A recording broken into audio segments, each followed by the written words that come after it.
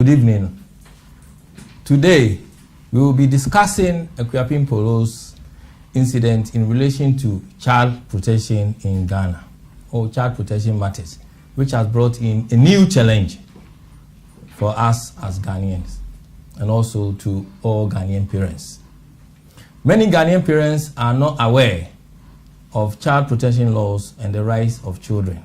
For example, a member of the public today asks whether children have rights in Ghana, considering the number of children neglected and abused over the years. This program will be screened fortnightly and will provide us insight of the suffering of children and young people in Ghana and the need to ensure their welfare. I have with me at the studio Barrister Linda Appiah. Linda, welcome.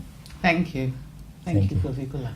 We also have Mr. Joseph Kwanzaa, who is the president for Ghana Social Workers Union.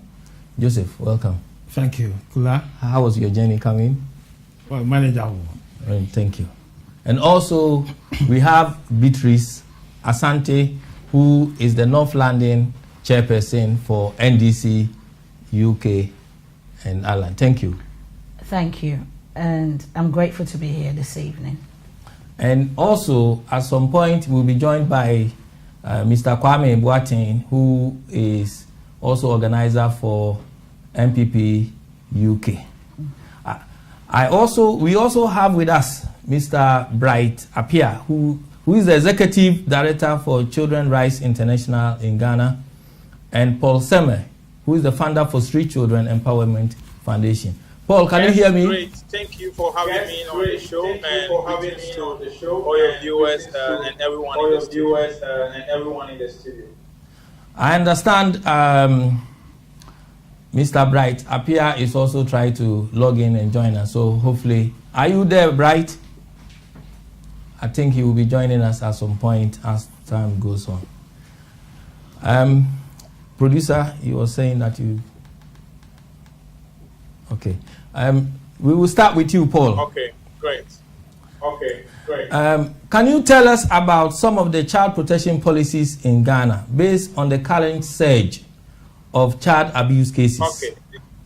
And what could help counter this as abuse of children continue to be on the rise? Thank you very much for the opportunity.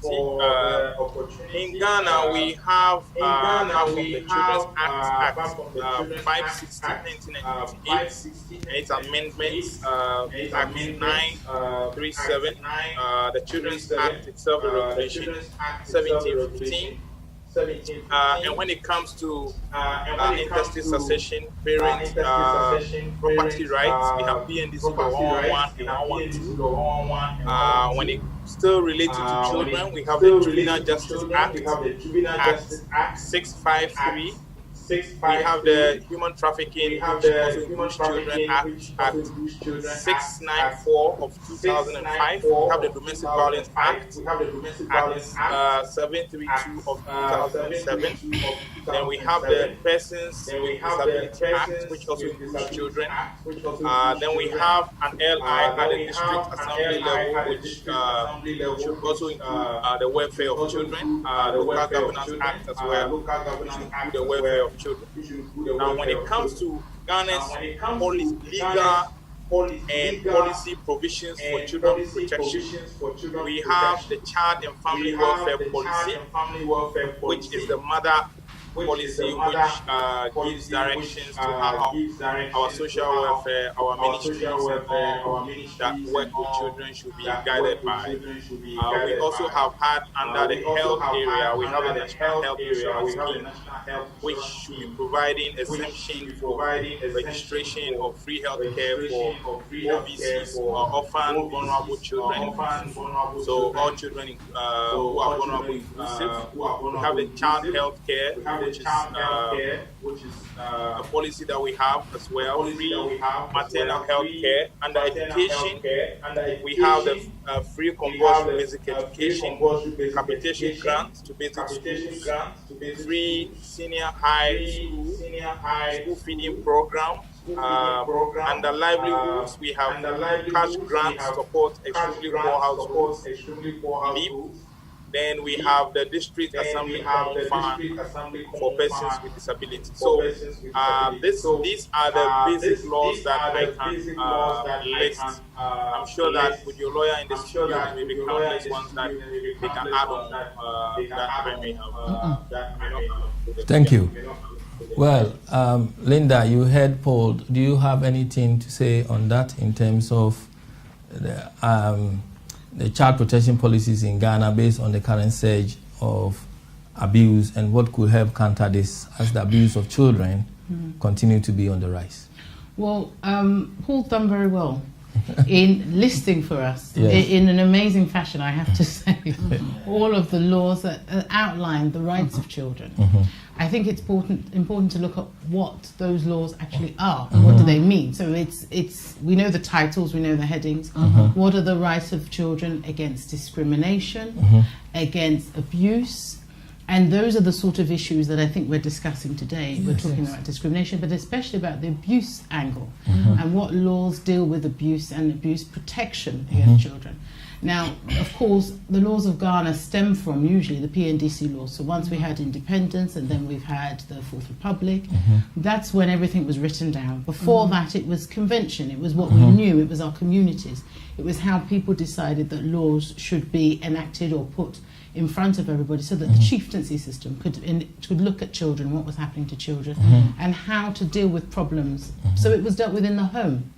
So a lot of the problems that we have now is now moving away from convention, families, what families want to do, how communities sort out what happens to children, to now looking at what does the law allow children to do. And to me, the problem, the difficulty we have is moving away from convention and what our mothers, our grandmothers, our great-grandmothers told us, to now look at what does the law say about protection of children and abuse of children. And I think that's what we're concentrating on this evening.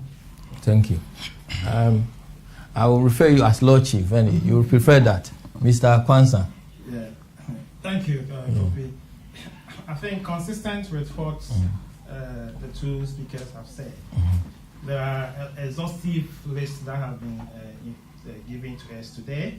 The only thing I would like to add is that Ghana is we also rectify the United Nations Conventions on the Rights of the Child, and then African Charter on the Rights and Welfare of the Child. So all these national and international laws are all acting in concert with the local laws that we have. But how are they being implemented is a question that we need to discuss now in relation to the laws are there. Are the perimeters within the laws being used to ensure the safety and security of the children in the country? And these are the things we'll be looking at. Yeah, just like what one of the what someone was asking me today, that if the children have any rights, is there any rights or any laws protecting children? Okay. Beatrice, you heard everything. Yes, I did. And as flamboyant as it is, by saying we've got all these laws in place, they are not effective, because when you look at things that has transpired decades, nothing has changed. Everything is just more on paper, because you still continue to see kids in a vulnerable state from homes, and the laws are not effective. Because I've spoken to loads of children, especially in Ghana, whereby even today my friend was actually telling me a story about how she almost got raped by her neighbor. And the neighbor was a military person, because she went to the hospital. The guy was a military nurse. And the moment the person was suspended from work, he still came back and he lived right next door to her again. And he tried to start again. So the funny thing is, we've got all these laws in place, and how effective are they? So then the question goes to, do we as a country have the right skill base and investment, the knowledge to impart to parents to help them to protect their children? Do we? I don't think we do. I don't think we do, because when you look at the Western world, they've got funds. Because I know that in Ghana, they will have funds that they'll put down for a department, but they don't have the resources, they don't have the manpower, they don't have the network system. whereby the police do not work with the social workers, the mothers do not have the right information. The children, you're saying that the children, yes, children have rights, but are the rights being implemented? No. Because in Ghana, when you're a child, they're saying you don't have a voice. You see, you don't have a voice as a child. Even when you get abused by your uncle, your cousin, whoever, fathers, you still have to live in that house. You see, so I still believe that regardless of the resources, we don't have the resources and the networks do not work interlinked for it to be effective. Ghana don't have the resources, or you mean enough is not invested in the area? No, when I say resources, I'm not talking about the manpower. Because here, if you're a social worker, yes, you have to give feedback on your cases. There's no accountability. Because I know women that at the end of the day, when they are abused by their husbands, they have to get a car to go and chase the man down and take them to the police station. That's the same way that when a child gets abused, you don't see the policeman coming to take a statement from the child. We don't have where to put the children. So there's not enough resources. And I'm not talking about the financial.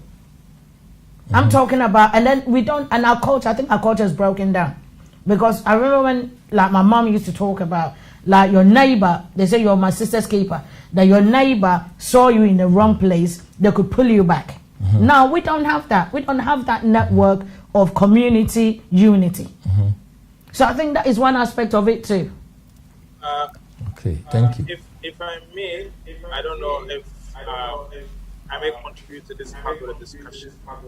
Oh yeah, you can. Of course you can. Okay, so I wouldn't say that we don't have the financial resources. If you think about the cathedral, if you think about judgment debts, if you think about the loss of money that we use on different other national priorities. Yes, they are priorities, but I think we don't prioritize our children enough. I feel that as a people as well, we have not done enough partnership work. We have not brought individuals like myself, like Bright Appear, like so many passionate people who are giving 8 to 5 to this country to see to it that our children are given the best. I feel the police is on a parallel rail when it comes to children.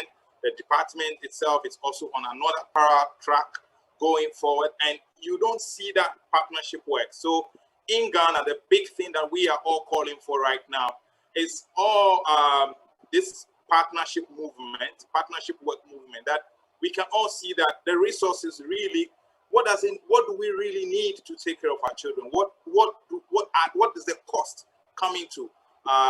We have mentioned so many policies.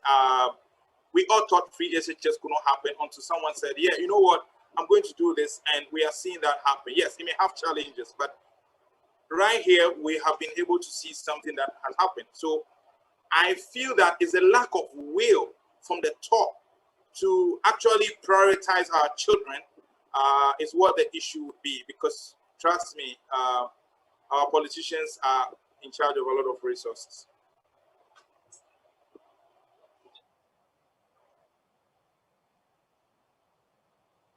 I think the right of the children is always recognized in Ghana, and the child and welfare policy spell out exactly what should be done. When I went to do my research in Ghana, there are clear policies in place that need to be followed. If a child is found to be abused, it has to be reported to the police. The police will then liaise with the social services and do what needs to be done. But the problem we have now is, how do we ensure that these things are done all the time, and then children don't fall outside the net? However, the problem we have now in Ghana is that the family systems, the extended family systems, are not well functioning.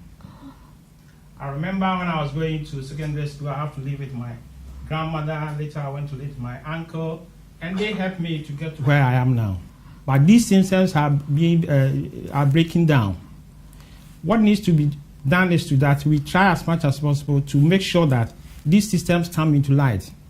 Because if you look at the statistics, most children are living with their family members, extended family members. But there is no support for them at all. And there is a trend going that with the passage of time, people are not going to take these responsibilities. And where would these children be? I'm sure people will later talk about streetism, children on the street. And if you go down and do assessments on these children, you will see that there is a breakdown. But the question is, do we as a country have the right skill base and investment to impart knowledge to parents, to help them to protect their children? Can I come in, Kofi? Yes, go on. Okay. Is it? Oh, sorry. Can you? Is that Christiana? Yes. Yeah. Can you do a little introduction so our viewers will know who is on? My name is Christiana. I've actually lived in the United Kingdom for so many years. I'm a qualified social worker. I'm a qualified teacher. I've worked in social care for almost 30 years. I'm retired now. And I actually sit on the board director for Paul, who is speaking from Ghana. I'm part of his, and I give my services to them free. I think what everybody is saying, it's a piece of the jigsaw puzzle, and we probably need to pull everything together, because the lady who spoke earlier, sorry, I didn't quite catch your name. My screen is just gone, so I can't pick up. Right. Exactly. Paul spoke earlier and he talked about all these laws, and clearly we know that we are not lacking legislation, so we've got them in Ghana. Beatrice talked about implementation, and I think that is probably part and parcel of the problems that we have, because in the UK, if any child law should be implemented, there's a process that it goes through before it's given to the workers for them to implement it. It goes through consultation, both at the central level and the local level. With Ghana, everything happens perhaps in Accra, in the minister's office, and I don't know how they disseminate the information for the information to get to the regions, the local areas, and for the workers to implement it. So there's a bit of a big implementation gap in it. So not a lot of people really understand the issues around protecting their children. You've asked the question about right skill based. I think that here in social services, when I was managing some of the teams, we even had social workers who joined our teams from Ghana. They were trained in Ghana and they came here and they became social workers. So the skills are there. I don't doubt that, but I think it's the right training, continuous development. You don't just come out as a social worker and that's it. You work for years and you haven't actually updated your skills. You have not been told properly what the new laws are. You haven't gone to training to even understand the new legislation and how to implement it. So I really, Kofi, I believe that the skill base is there. It's just understanding how to empower staff to do their work and do it properly. Yeah, go on. Maybe just to satisfy your curiosity, because you talk about a situation where the policies are done without consultation with other stakeholders. Yeah. That is not the case, because if you look at the child and welfare policy, before it became a policy, in Ghana, in Ghana, it went through a lot of consultation before the policy was adopted. And within the policies, we have so many objectives, and these objectives have been actually handed down to the local government service. So the local government unit assemblies, the local assemblies are to implement these policies. The issue is, as Kofi has said, the right skills, are they there? Yes, they are there, but the implementation is the problem. So we need to look at how these policy guidelines are being implemented so that the child does not become an issue. we all have to focus on the child as for our argument. And I think I'll also be grateful if you don't do comparison between UK and Ghana, because if that comparative analysis, the modalities you are using will not be in the best interest for our country. Thank you. So it should be mindful if we talk about the dynamics that are actually happening in Ghana rather than comparing to UK. Thank you, Lord Chief. Linda, you have something to say on that? Yeah. It goes back slightly to my earlier point and also what some of the other panelists have said. We have the laws, we have the skill set. So what's the problem? It is about education. It's about educating, allowing and ensuring that the communities that we're all from understand what the rights of a child are. We come from a different background. Sorry, Christina, can you mute yourself, please? Can you mute yourself? Thank you. Sorry. That's okay.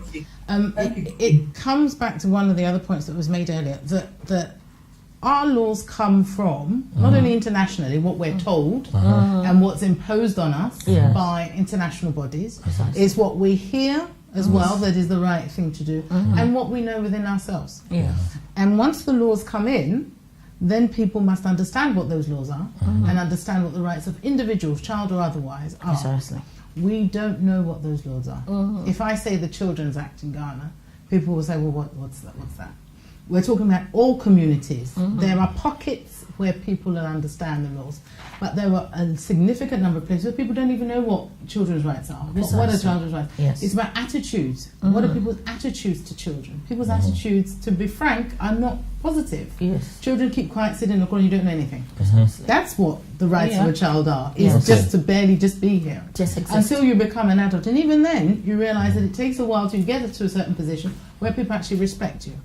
So we have to look at what the laws say about discrimination, about abuse, as I said earlier, those laws, and tell people this is what this is what is acceptable, this is what is not acceptable. Yes. What you did 20 years ago, 30 years ago, your great uncle, your great aunt did 100 years ago is not what we do today. Precisely. And so our country has a lot of things such as culture, tradition, Yes. and those things we need to work out which of those cultures and traditions are positive and we keep them and move forward, and which of those are negative. And that can only come from educating people about the law, what the rights of the child are. And it is important for all our futures, because children get abused. Yes. As Beatrice said earlier, children get abused all the time. And that's not just back home, everywhere. But it's about minimizing. So, based on that, yes. based on what you are saying, now Ghanaian actress Rosemond Brown, popularly known as Akuapin Polo, received a 90-day prison sentence after posting a nude photograph of herself and a 7-year-old son on social media platform in June. This happened in June 2020.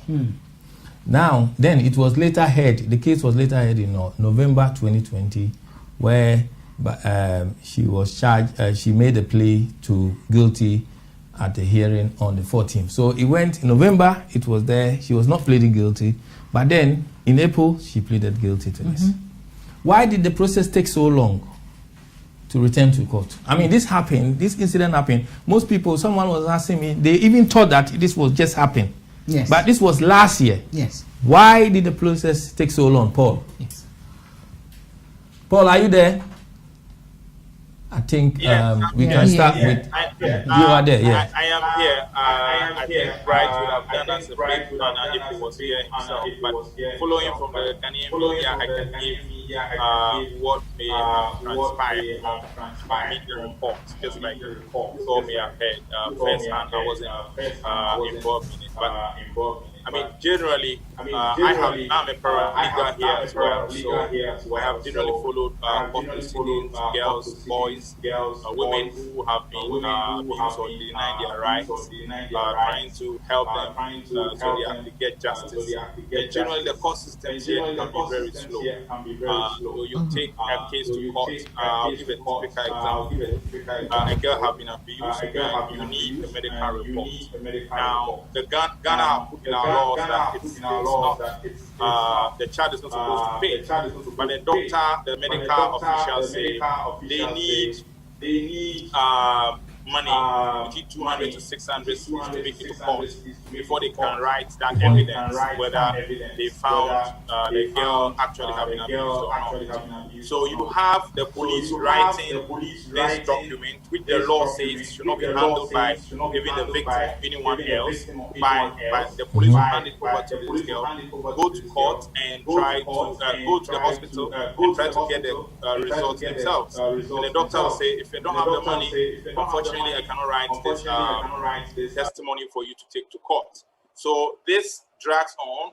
It could lead to you being denied justice. So with the Kwiapin Polo case, typically, from what I'm hearing from media, gathering evidence, of course, Child Rights International taking it to court. I have done that severally. Most times when the victim is with the parent, getting access to the victim can be very difficult unless you have recorded tape or video of the victim and what they have gone through. So I can imagine Bright and his team would have had that or trying to lay hands on that to be able to further pursue the case. Apart from the natural delay that the court processes have, getting your evidences to be able to go and pursue justice. And in this case where if the ministry, many cases I have taken to court as a paralegal, if I don't pursue it as a head of an NGO, the case dies a natural death. So it behoves on individuals who become complainants to decide whether someone should get justice or not. When the pressure is put on you by politicians, assemblymen, and all those people, these things can kind of frustrate the system. You don't have to show up in court. These are the typical incidences you have here if you are giving any legal aid service in Ghana. So I can imagine these are the reasons that could have made the court processes delay. And media reports also have it that there were some videos that were shown to Kwiapin Polo that made her and her lawyer admit. We heard the lawyer on air admitting that after he saw the video, he was pushed to advise the client to plead guilty because the video was quite a damaging one. So this is apart from the natural delay, getting the evidence and proving to the Kwiapin Polo that this is why we need to plead guilty would have been the reasons why this could have been delayed. And sometimes, even though the law is very clear that you cannot negotiate out of court settlement for criminal matters in this country, in this republic, a lot of people try that. So I can imagine there are rumors that there was an attempt to have an out-of-court settlement with the Kwiapin Polo. I don't have any fact to back that, but this happens in my line of duty. I've seen this a lot. Yes, thank you, Kofi.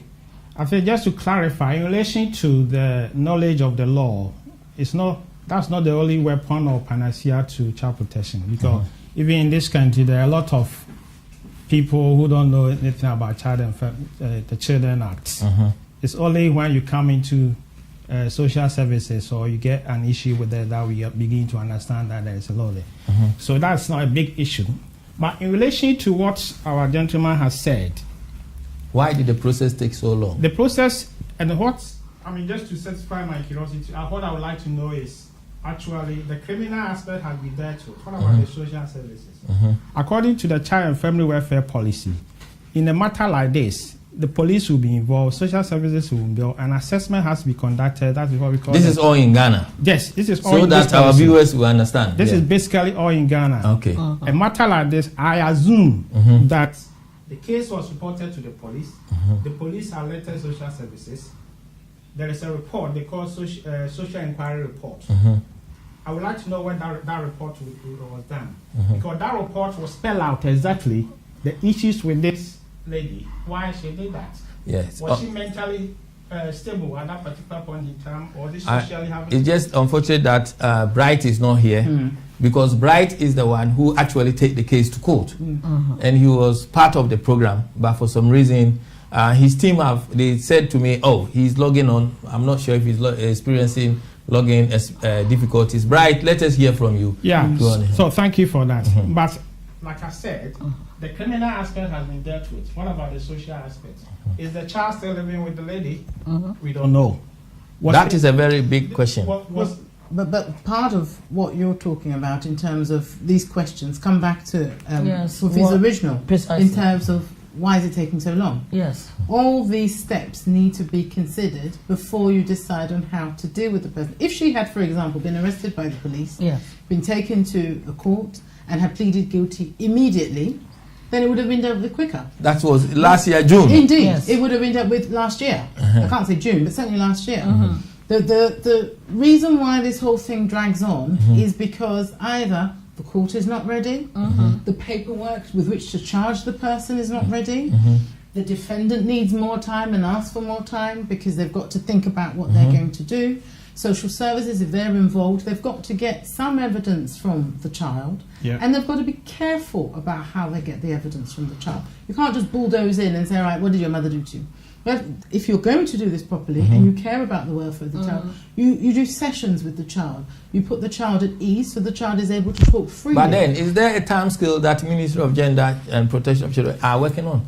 Yeah, from this child and family welfare policy, if an issue comes like that, for instance, if the police went there and they were so concerned, the child could be actually removed from the mother's care. Exactly. And then within 72 hours, it has to go to court. For the if a care order is necessary for this child to be put in an alternative. You see, But that's a different issue. okay. That's the issue you were talking about. Sorry. Sorry. Hold on, Paul. Hold on, please. One second. That's the point you're making. That's a different issue. In terms of why did it take so long, that's the criminal aspect you're asking about. In terms of the concerns for the child, that's the social services aspect that you're talking about, in terms of a civil type of case, in terms of removing the child from the mother. I agree. I think that the position should have been from social services, we need to remove this child from the jurisdiction if they thought, or from the mother rather, if they thought the child was at imminent risk or danger. But if they thought that the child wasn't, it's all right. It sounds a bit strange to me, because why would you not remove that, especially where the child is the witness? Because the she posted she posted this, right? And in the media, people have seen it. The police have been involved, but the child was still with the mother. Yes. I think the evidence speaks for itself. That what this lady has done is unacceptable.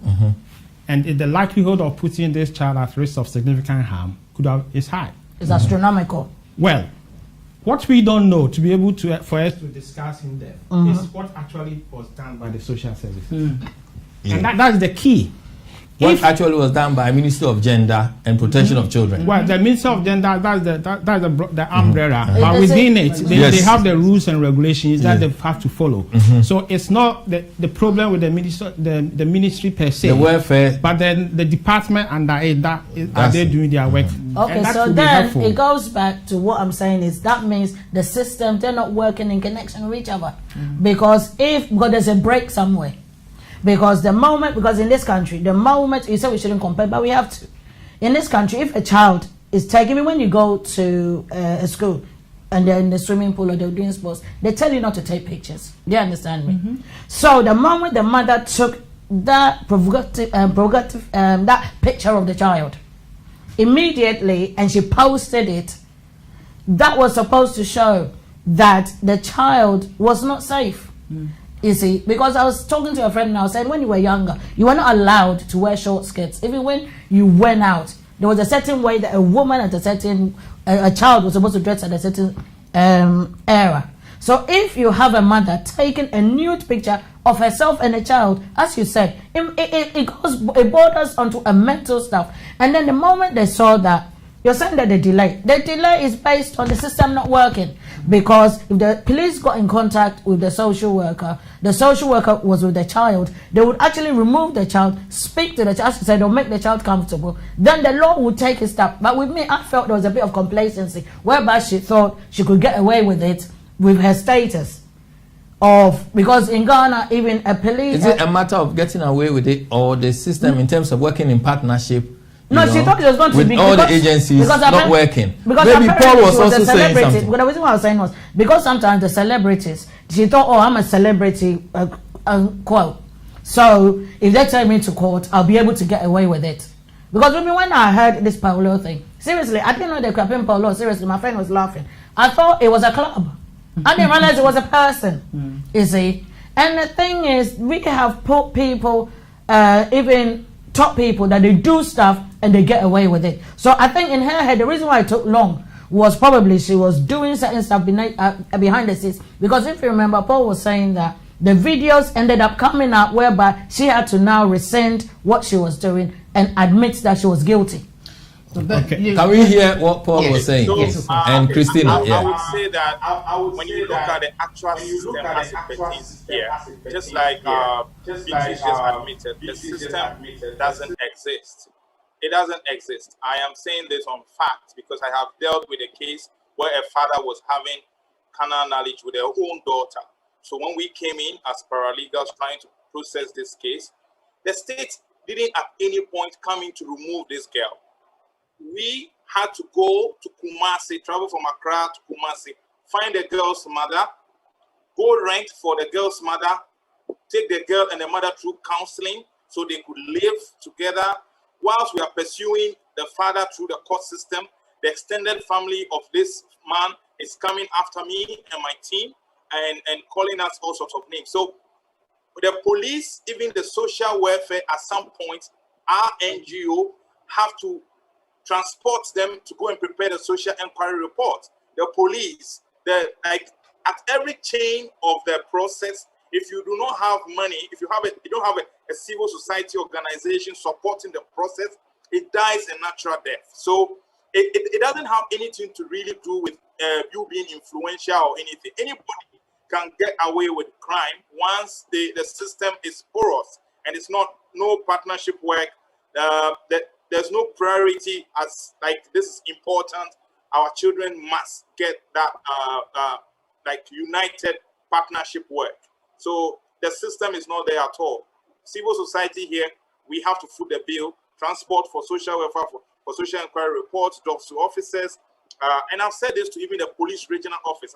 I've had the privilege of getting their audience in a stakeholder conference with UNICEF. And I did brought them evidences that this system you have is not working. So we need to just face it and call a spade and not a big spoon. Can I come in, please? Yes, go on. I totally 100% agree with Paul. And I didn't finish what I was trying to say. And yes, we cannot actually make any comparisons. And I agree with you totally. But we have to have some kind of benchmark somewhere. I think Beatrice introduced the subject very, very well and came up with the pointers, the issues that we're facing. And we need to be very clear. The laws are there. The implementation, we lack proper implementation. And I also agree with the lawyer on the panel that because of the way our society is, because of our cultural values and the way we do business with each other, it does not also help the process to work as effectively as we should. And I bring a Kriapin Polo back. When she was given bail and she came to do her press conference, I watched it.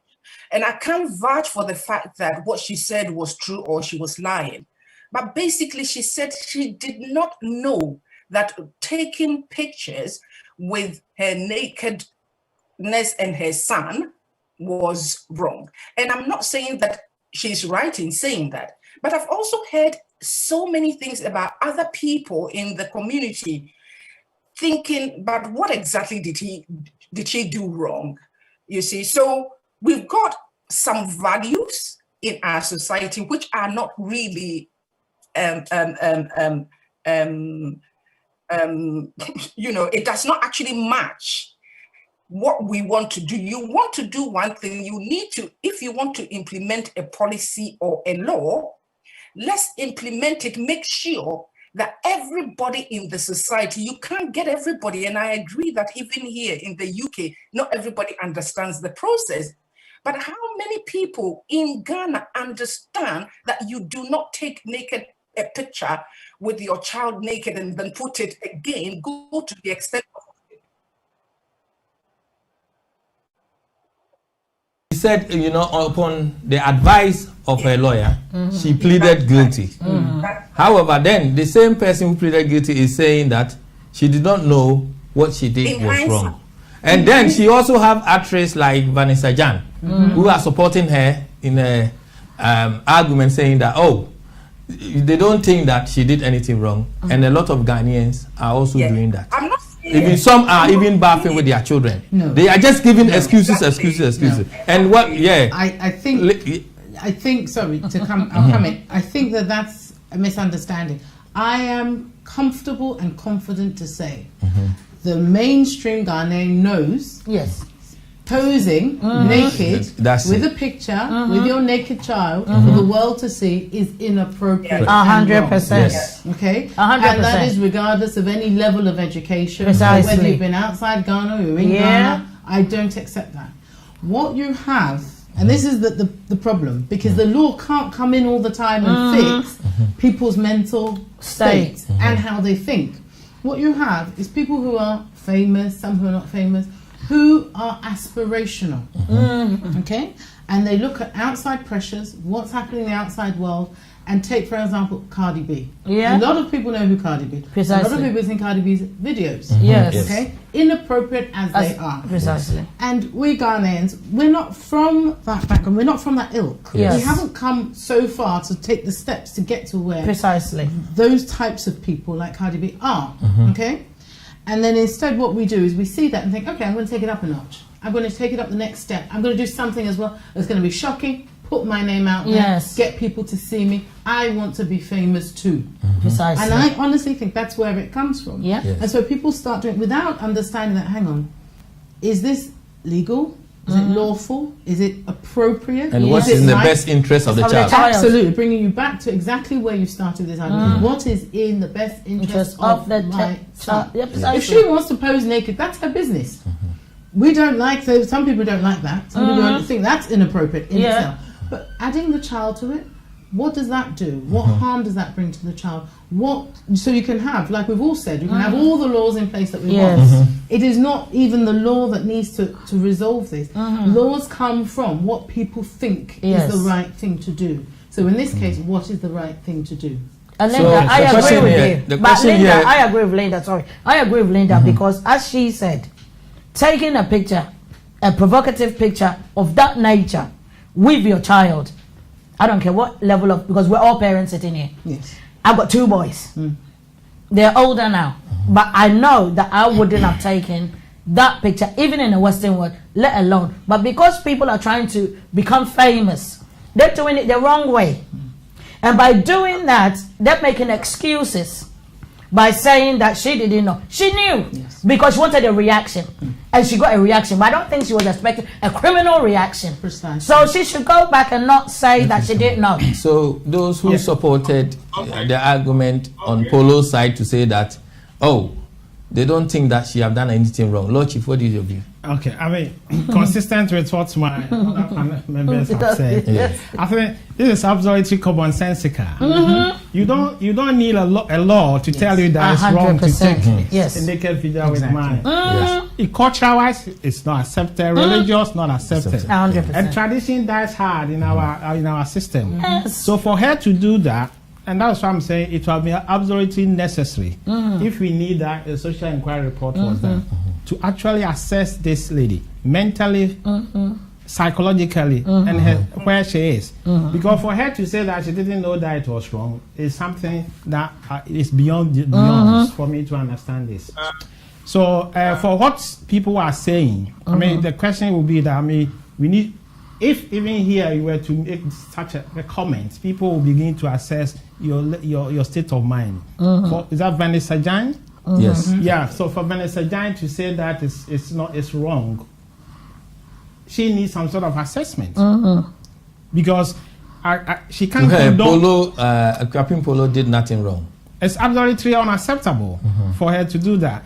And if this child grows up and realizes that this is what this picture that the mom did, how emotionally is she going to feel? The impact, yes. Can I just say, though, on the flip side, for the defendant, okay, because I prosecute, defend, so on both sides, if you were defending, I think your position, rather than I didn't know that what I did was wrong was that you would say that, well, I took this photograph, I thought there was no problem with it. I realize now that it's inappropriate. I realize I shouldn't have done it. I've now been educated. I apologize. That's it. End of story. Not to say I didn't realize it, because it sounds like you're making excuses. You can't plead guilty to something if you're actually in turn saying I'm not guilty. It's kind of like a backhand compliment. Let's hear what Paul have to say on that one. Paul. So it would amaze you. I also held a similar position as you, Linda.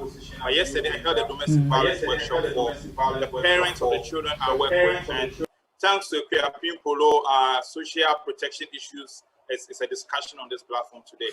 But I say thanks because it helps us as social workers in Ghana to kind of like assess the level of knowledge people have about domestic violence, child protection, child rights issues. So yesterday, I had, at the beginning of my workshop, which I have on video as well, 17 mothers were there. No, 15 mothers, 2 fathers. And I asked them this question. How many of you knew before that bathing with your child naked is wrong, or taking a picture with your child naked is wrong? 1 out of the 17. I was surprised. I was surprised and ashamed that for a cultural country like Ghana, with all the like noise about how we are very, very cultural, we would have that level of lack of information and education when it comes to sensitive issues that we all assume. For those of us who have had the privilege of going to school, we assume it's a commonality in our thinking. But unfortunately, yesterday, I was proved wrong. The parents said they didn't know that it was wrong. And I took them through the whole DV Act, child rights, and different sections. And I was again amazed at various stages, some of the things they thought they could do. When a mother would slap the son when she actually tried to talk or make an opinion when she's still talking. Things that for some of us, we feel we have moved way away from.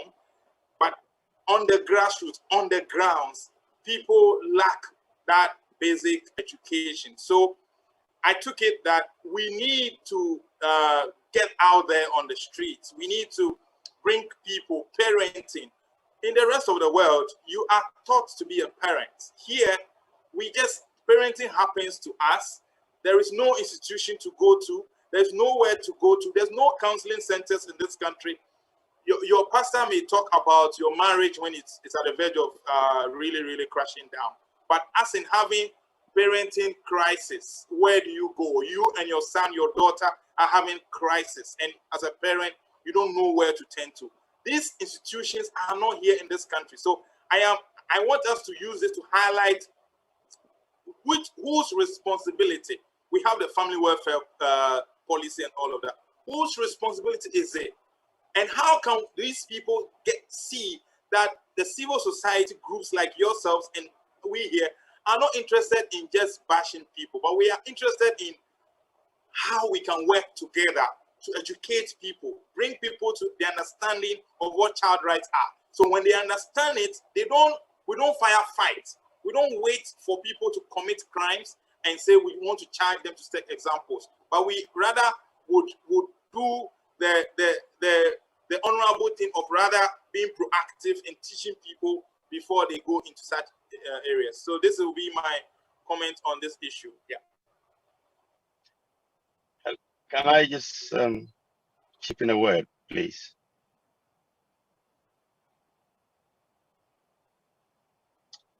Hi, my name. Yes, hi. My name is Ebenezer Poplampo, and I just got a few comments to make. I've been listening to the discussions, and I've had the opportunity of going to Ghana a few times to do a few seminars for churches. I am a pastor as well, so I went to a few churches to do child protection seminars to some churches. And to me, I'm talking about this from the perspective of education.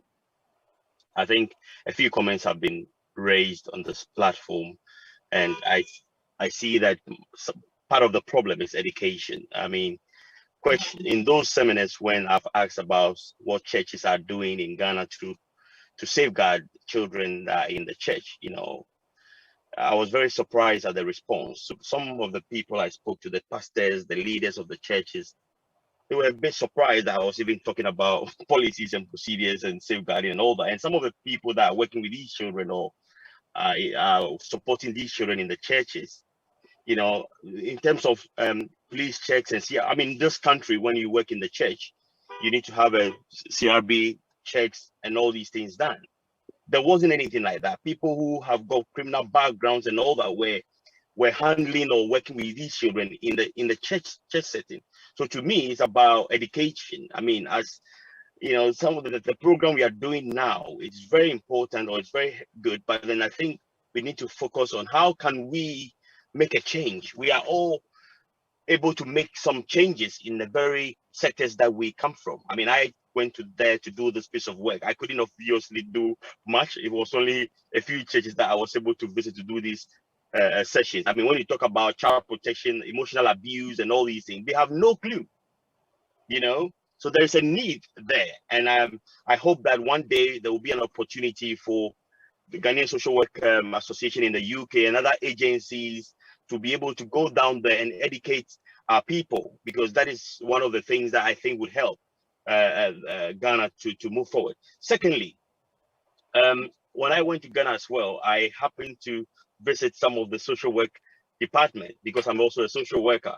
I just wanted to find out, to explore what they do when they do assessments and there is evidence that a child is being abused in the family home.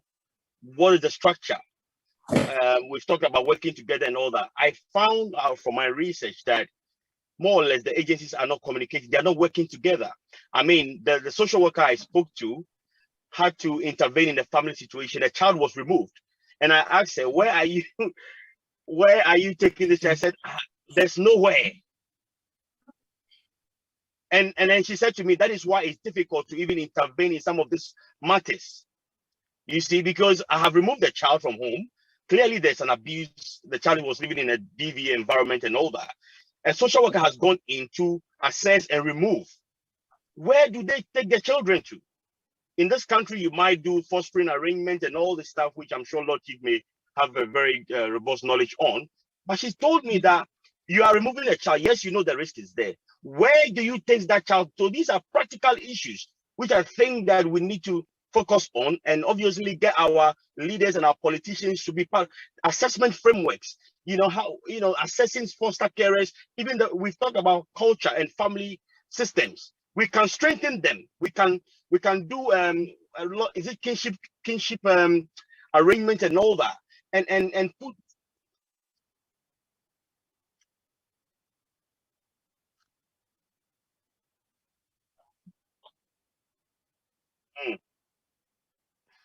Investment. Is there enough resources in that area of work to be able to? It seems like, from my understanding, a lot is depend on like UNICEF, NGOs, whereby it's more charity based rather than government after government investing in social welfare to help with children to ensure their well-being. So where do we go then? Because all these things are happening.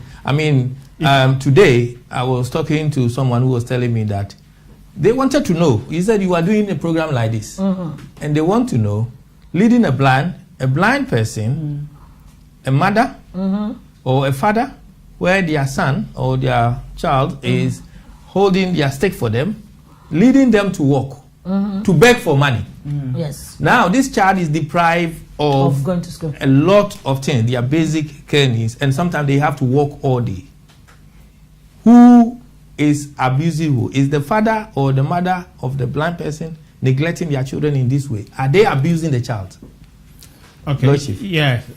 Thank you, Dr. Kojo, and thank you, Ebenezer, for your input. I think there is a policy, care initiative reform, that came, and one of the things is that there is alternative care.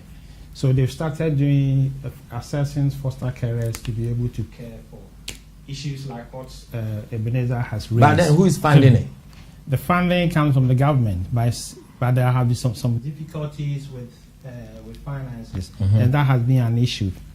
But within the care initiative reform, one would have expected that the kinship, as Ebenezer has said, should have been strengthened.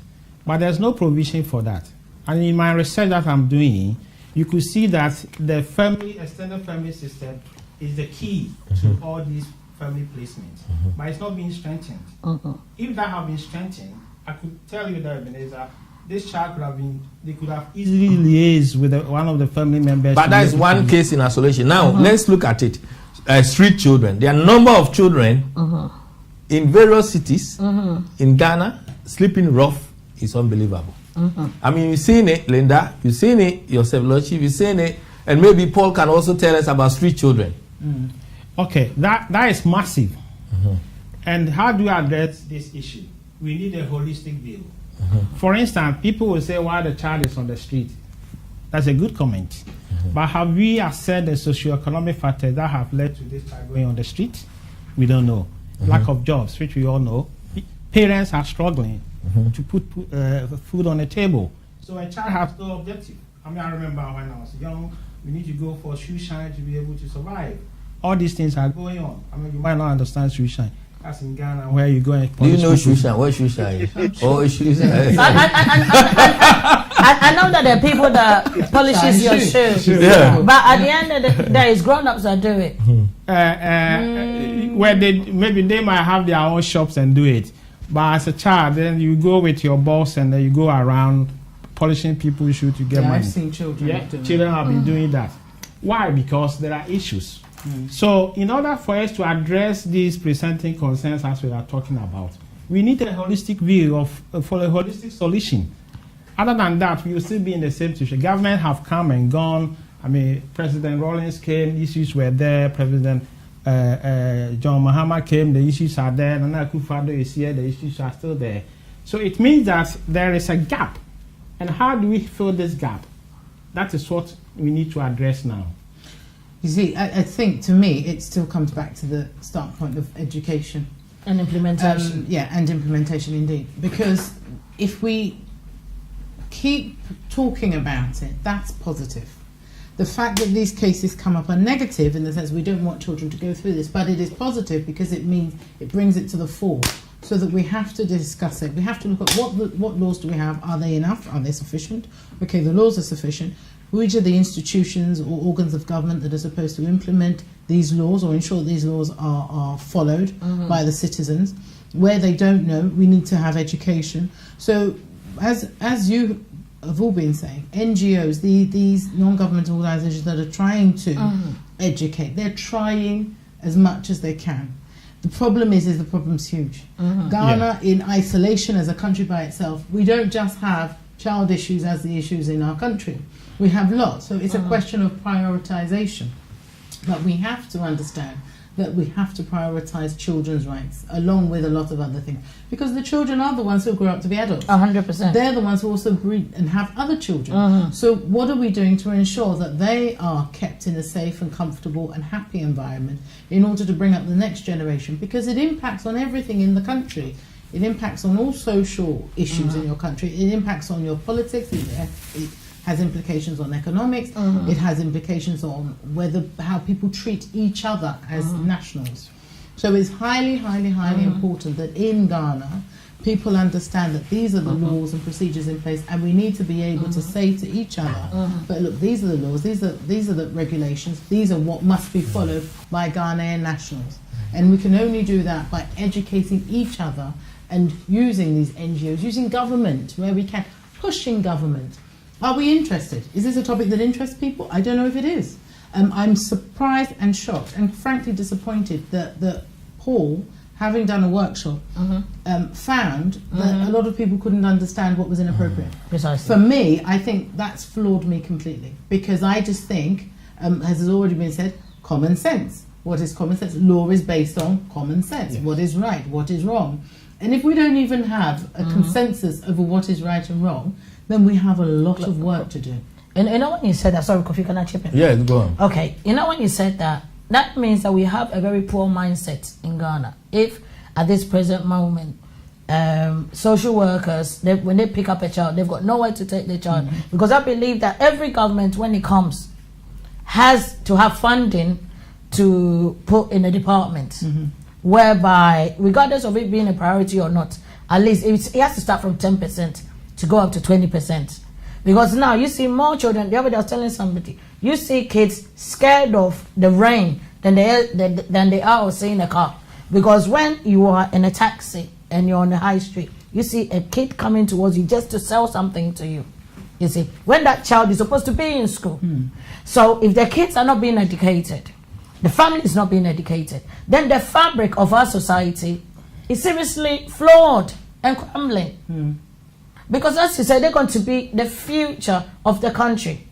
And if they're going to go to school or they're not in school, how are they going to get that education to move ahead? What is the government doing about it? Instead of building cathedrals, instead of saying that we want to change the House of Parliament, the chairs, instead of building schools and places whereby these children would actually help themselves, or the parents would actually understand what is going on in the house. Because sometimes it's due to the family situation. Because when marriage breaks up, that is an impact.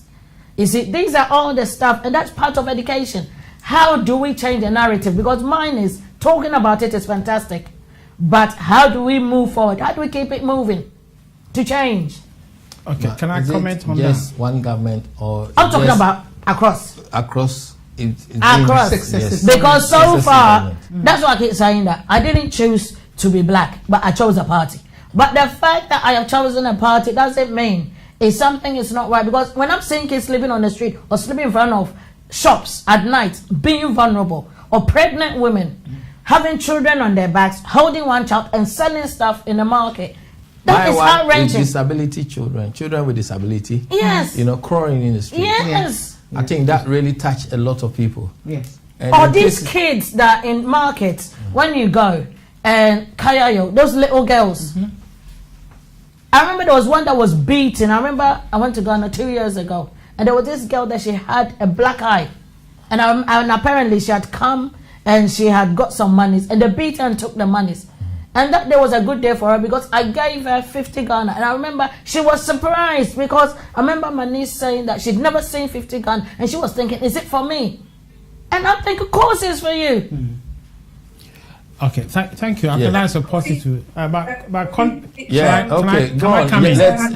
Let Christina go then. Go on. Yeah. In terms of moving forward, this evening we've come to a place where we realize that the implementation of our policies and procedures, there's something not right, because Ebenezer has given a very nice picture of his visit to Ghana and in the churches and what his observations were. Now, the policies and procedures are there. We've all agreed this evening that they are there. We also agree that we've got the right skills, but perhaps in my opinion, the skills have not been developed widely enough, because these things are progressive. When something goes wrong, you go back, you look at your policies and procedures, you decide what to review, what to change, so you can move on. So in terms of implementing these policies and procedures, I think that the country needs to actually revisit their child protection policies and procedures and the legislation. We need to revisit it. Where are the gaps in services? And clearly, the implementation is not solid enough, to the point that we've all wrongly assumed that people do understand what the child's rights are. Listen to what Paul is saying. 17 people, one really said, I didn't know. And this is the scale of what is happening. There's a lot of ignorance around the child's rights in Ghana, honestly, and domestic violence and other things. And we need to actually get to the doors of our parliamentarians and get them to understand that the issue, the child has got rights, the children are our next generation, and we need to actually invest in them, maybe not necessarily putting money, but if the laws are there already, let's make sure that they are disseminated properly, that the churches, the communities, the chiefs, and the people who come into contact with real people, that they are aware of these policies and procedures and the legislation, so that we can, move forward. We cannot assume that everybody in Ghana understands that you don't slap your child. We can't assume that, we did something for the, we did a presentation. I was very surprised that a lot of well-meaning Ghanaians did not even know that they have to look out for child abuse situations in their own homes, where uncles are there, where there are other people that are abusing children. Yeah. Children sacrifices, child abuse is on the increase in Ghana. Yeah, because people. How are we as a country, going to deal with this? How do we go on about it? Because you go to churches, they want to bring out the witchcraft in a child. They want to do so many things to a young person to understand that now they say that to make a quick or be rich fast, the best way is to kill and then do that. And they are using children. Even foreigners come to Ghana and they are doing it. So where do we go on this? At the churches, with individuals, with abusum, with voodoo men. It's so many. Ghana, we have so many different things. Voodoo person, abusum, whatever. None of them are paying taxes as well. So where do we go from here? If I may, okay. Can I comment on? Yeah, I think Paul was saying something there. If I may, once you touch on street children, you touch on my heartstring, because I've been doing this for 10 years. And Diana, from our board angle, together with me, worked on a strategic plan of how to deal with this for the next 10 years. And the solution is not too far-fetched. A country is as strong as a family. The families we have, the individual families we have, is what makes up a country. But in Ghana, what we are having dysfunctional family structures. If me, Paul, I see a woman, I find her beautiful, attractive, we start talking, we get engaged, we have children. There is no process of national guide of how a marriage, a family should go. There is no value sets that will, unless the churches, the mosque, if a person is not active in any of these areas, then you see that the family structure itself, father-mother roles, and what is the role of children, and how we should raise our very smallest unit of our Ghanaian society. That is a basic thing. We need counseling. We need to develop that clearly. That's one thing we saw as a problem. The second thing we saw as a problem, as a country, I keep talking about partnership where Christiana is talking about it, but we need a spine of the country.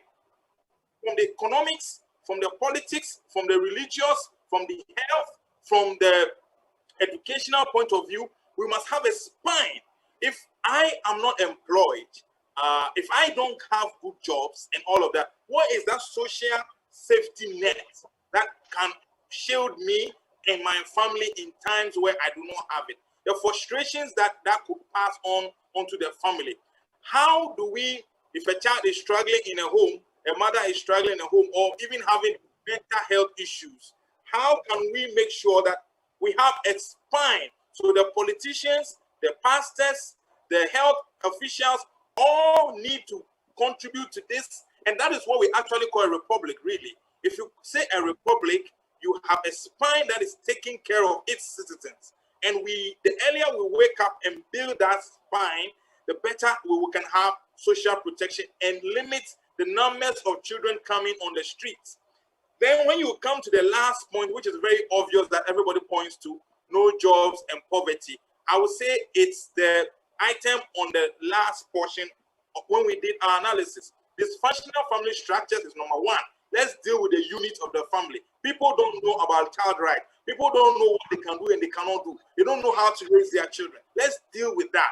Now, let's build a national backbone of protection, safety net for everybody we call a Ghanaian.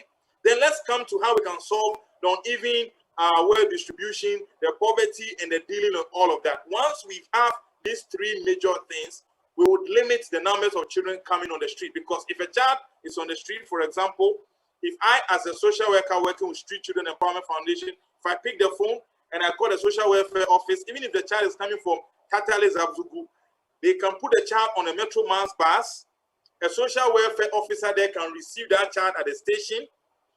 Already the Metro Mass would have had social workers who could already help the child, like unaccompanied minors that we have seen on planes, help them go back to where they are coming from. Social workers can receive them there. They can ensure reintegration. They can do follow-ups. We are paying a lot of these people's salaries already. How do we integrate the police with the social welfare, the health officers, the GPRTU people? That is the backbone I am talking about. When we have that backbone, we can limit the numbers of people coming on the streets, and we can solve the unemployment and economic issues. Paul, don't you think family planning is supposed to be one of those aspects as well? Family dysfunctional family structures. I'll go in there and educate our parents about family planning, because if you don't know what that is, you're not going to work with that. But once you teach parents what parenting is, how to plan their family and all of that, then you are dealing with the units, the very close of our society. Then you can deal with the backbone, and then you can deal with the backbone, and then you come to the money. Okay. Can I come in? Yeah. Yes, Paul, thank you for your erudite contribution. You talk about dysfunctional families. I think everywhere in this world, we do have dysfunctional families. Even in Great Britain, we have them, America and everywhere. The expectation that a child will be well looked after is for the community as well. And I keep coming back to kinship care, because all these structures that we used to have in the past are not there, and that's why we have all these problems. The government, the government cannot tell you when to have children, not to have children. It's you as an individual, as a parent, to assess yourself. And you talk about streetism. The issue is, if the parents are struggling to care for the children, they have no alternative but to allow these children to go. Nevertheless, and I would say it's a credit to the present government that the universal free education has come. I'm sure that has taken a lot of children from the street, but there are still a lot on the street. Schools for children with disability, to having access, I think, is still a major issue in Ghana. And also those people like blind people, vulnerable group of children. You know, a blind person getting up, if their children go to school, who is gonna make sure they eat at home? So they're not gonna let them go. They will keep them in the house. Because then they are the ones who support them to have food to eat. You know, if someone is crippled and they let the children go, who is gonna help them to go out? Yes. Or who's going to raise some funds so the child goes on the streets? So there are still some challenges. Get some money per day. Yes. Where's that money going to come from if you send that child to school? Yes. Because people are worried about the here and now. People are worried about what's in their pocket. Precisely. How they're going to feed their family. So it doesn't matter how many things we talk about in terms of you must do this, you must do that. If it doesn't benefit them in the here and now, how can they even think about where their child will be in 5 years, 10 years, 20 years' time? And that's one of the issues. There's also cases, Linda, where parents are telling children, don't come back in Ghana. Yes. And no, please don't arrest them. So where is that responsibility? Are these parents abandoning their children in the streets? When you say that they shouldn't come back? Yeah, they tell them don't come back because they can't feed them. So they don't want them. So they throw them out? Yes. Yeah, and these children end up in the street begging. So what are the governments doing about it? And this is where Lordship, you are a PhD student and you are doing research in this area. What do you have to say about this? I think, thank you, Kofi. It's not for you on the spot, isn't it? Yes. Yeah, I mean, as part of my research, which will be part of my recommendation, is that the government needs to look into a lot of things. Because the policies as we have them, the child welfare and family policy, is great if you read it as it's in front of me. But the implementation is very, very inadequate. It's non-existent, basically. And on that basis, until we get those things right, then things will still have these problems. But it's good that we have these structures there. but it's hard to go. The next level is the problem now, how to implement it. Because not until we get that right, we will still be in this, for the next 10 years, we will still be in this situation. The problem we have is the finances of this government. The government, where the money is coming from, I'm sure the government is struggling financially in certain things. Because we have so many things that the government needs to do. Not until we are in a situation where these policies that we have can be implemented in such a, and it's backed by the government in terms of financing it, then we will still be in this situation. So where do you go from here? So I think we're going to take a break, then we will come back. But where do you go from here? Producer, can we take a little break, advert, and then we come back? Where do you go from here? Moving on. The very thing that the government have agreed to be implemented have to be implemented well. Where there should be check and balances. 100%. Accountability. The department have to be evaluated. There should be mechanism to ensure that things that are not working well needs to be done properly. And with that, because when, for instance, I read about the care initiative, the complaint mechanism. The complaint mechanism is not even well structured there. All these things have to be well structured so that when people don't feel are not happy, they can go into it. Like a complaint? Like a complaint, yeah, thank you for that. For instance, Paul was talking about, it was Ebenezer Rider, where a social worker has removed a child and the child, he doesn't know where to place the child.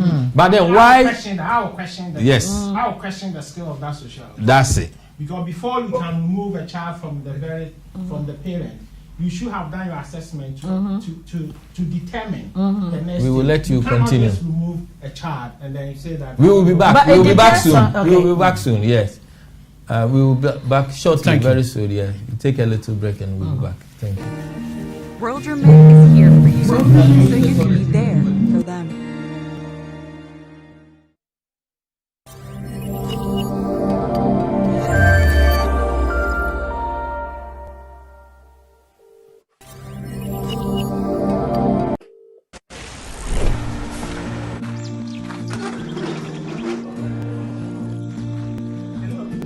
At World Remit, we understand what the journey is about, how it can sometimes take a little distance to bring us a little closer together. With ways to save more when you send more, World Remit is here for you, so you can be there for them.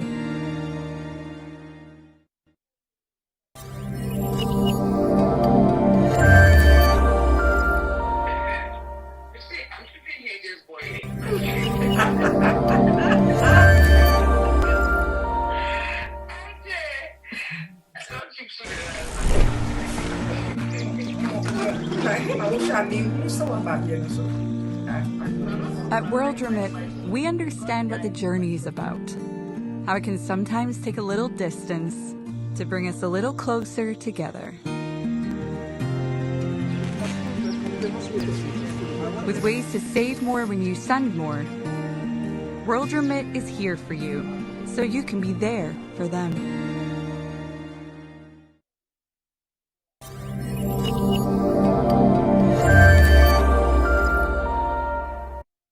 Christian is a hard-working, focused young man who will go all lengths to achieve results. We have worked with him for some time now, and we will recommend him to anyone who wants to buy a land. If you want your valuations done on your land, he's the best man. If you need land title documents done for your company, I would recommend him to be the right person to do so.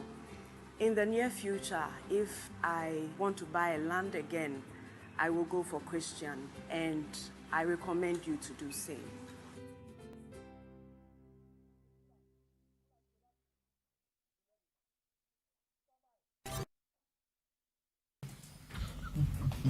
Welcome back. Welcome back to Africa Family Focus. Thank you. Lord Chief, you were saying something about the way in terms of values, the social worker who was also doing the assessment based on what Ebenezer was saying, seems not to have the right skills of undertaking assessment. So what we realize now from this show is that, and what our viewers are saying is that assessment is a problem in terms of assessing the skills that we have to undertake assessment is a problem. And it seems like the framework that we're using is a bit of confusion. It's not clear. Where do we go?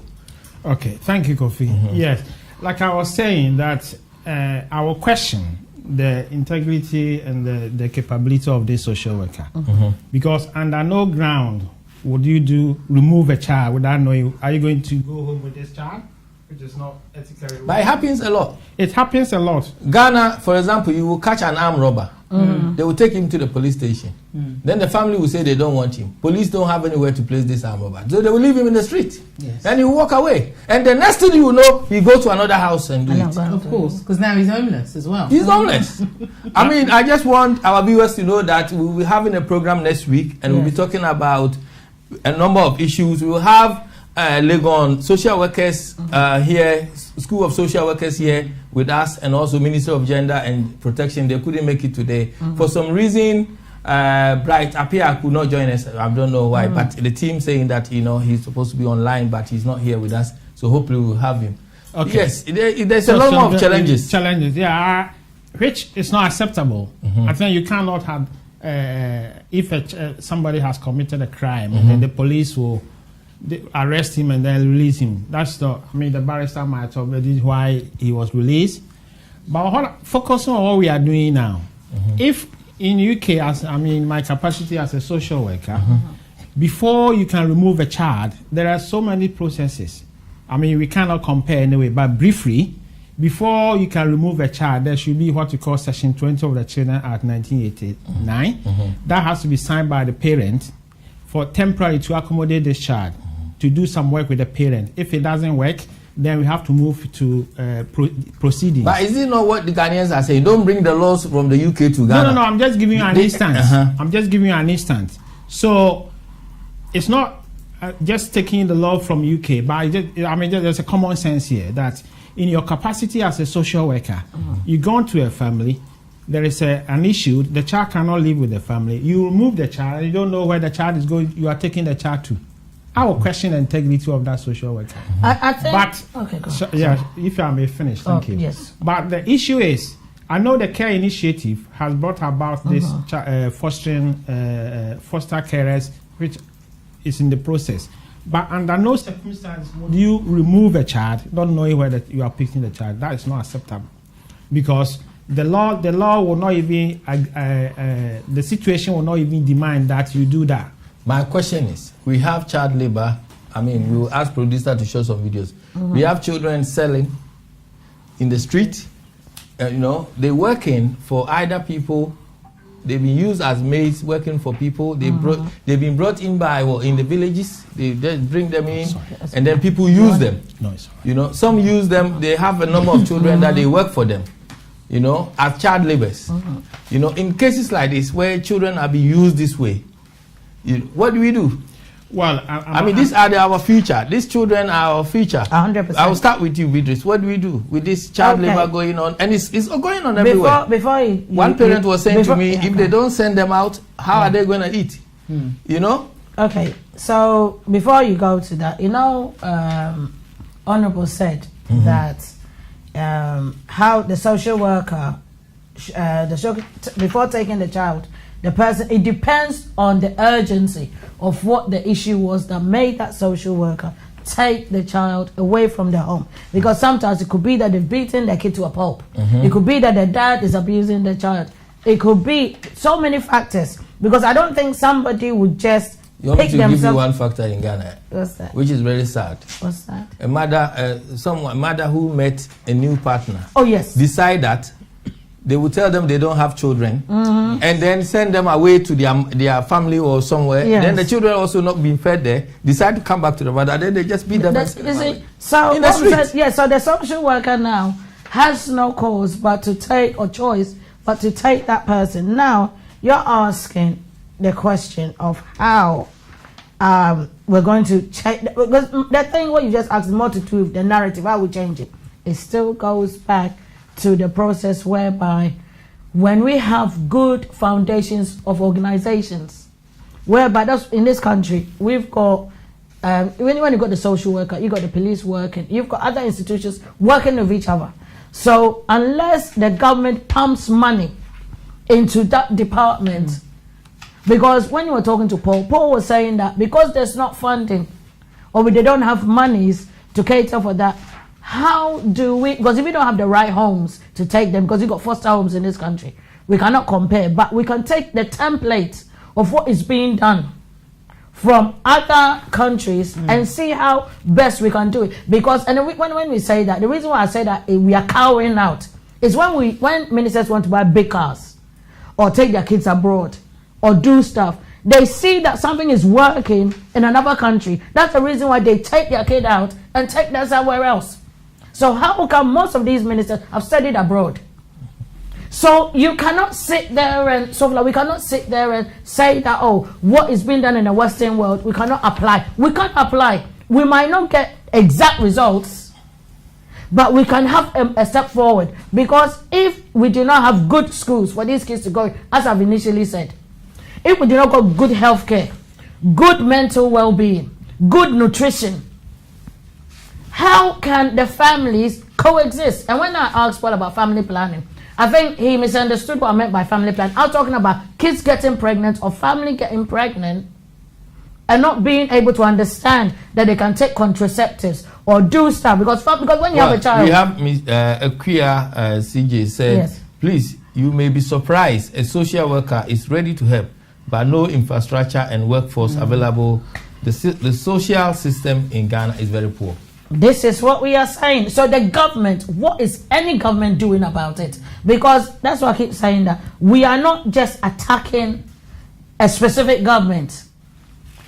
We are trying to say that look at these children. Doesn't it break your heart to know that somebody's child is outside selling when your kids are safely has it got to the point that people are saying enough is enough? We see so much. Yes. Have they got to that point where people are saying enough is enough? You know, we are tired of all this. Yes, I mean, look, if you look at what I know, which is there are a number of NGOs in Ghana, yes, who are all working individually to look at the welfare issues in relation to children, whether disabled, whether to do with street children, etc., or just children in the home.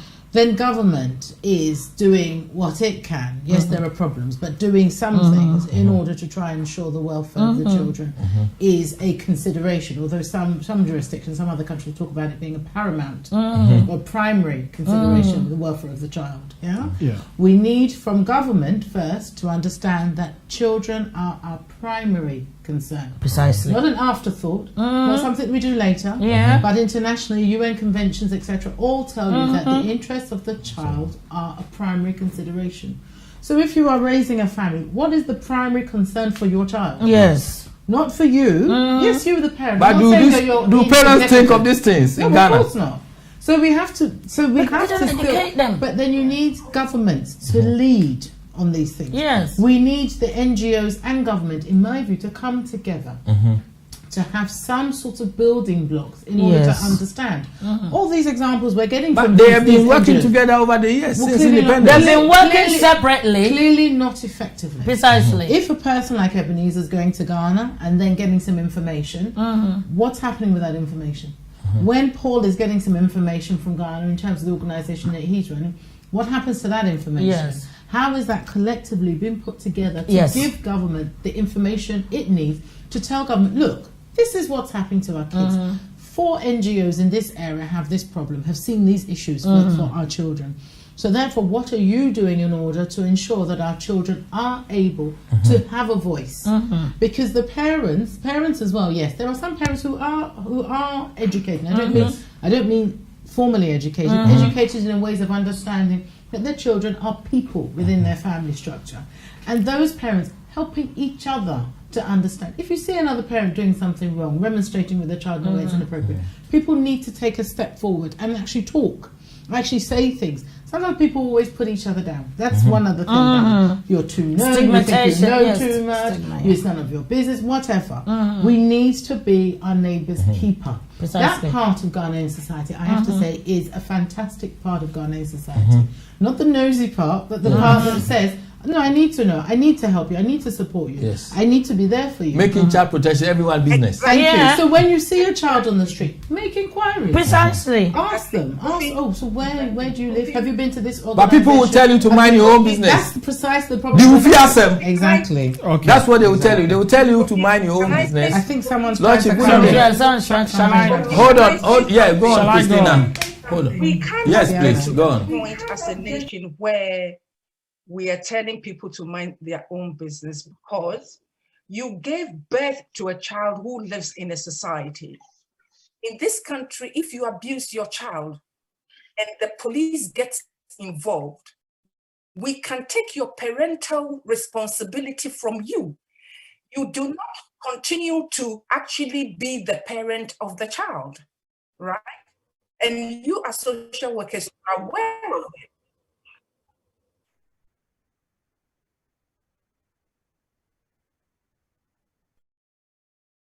Yeah, yeah.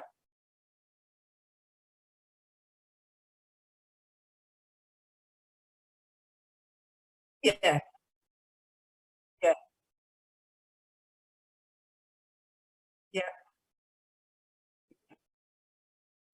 Exactly, because the society as a whole does not give that kind of priority or importance to children.